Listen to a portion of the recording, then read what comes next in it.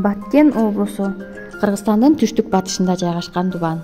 1999 жылдын 13 октябрында Ош облусунун Баткен, Кадамжай, Лейлек райондорунун жана Кызыл Кыя, Сүлүктүү шаарларынын чек арасында түзүлгөн. Облустун административдик борбору Баткен шаары.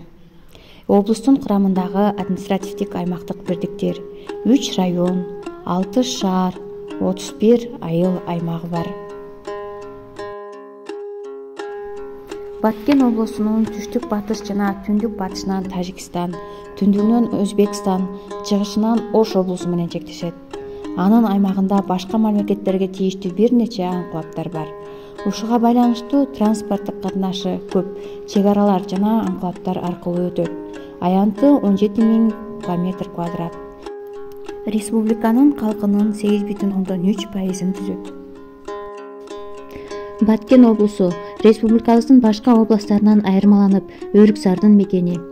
Бул өрөөндө өзүнүн татымдуулугу боюнча балдан кем эмес, асыл баалуу түркүн сорттогу өрүктөрдүн даамы менен даңазаланып келет.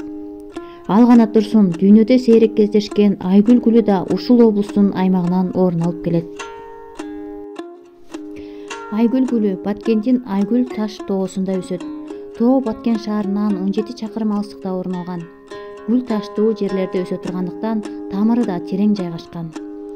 Кызыгы тоонун күнгөй тарабында эмес, тескей тарабында өсөт.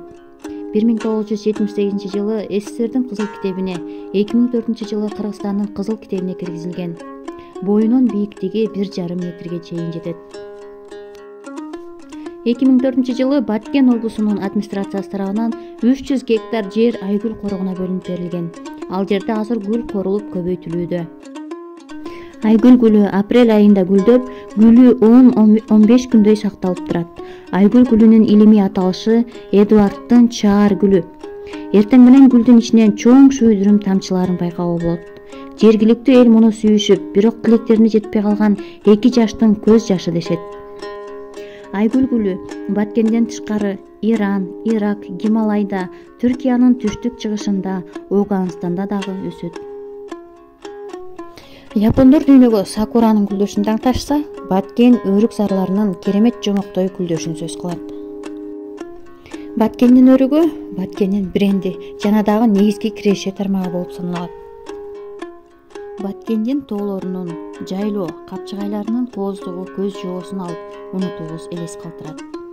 Тоолуу аймак болгондуктан альпинизм, трекинг, сафари, велосипед жана параглайдинг сыяктуу активдүү, экстремалдуу эс алууларга абдан ыңгайлуу.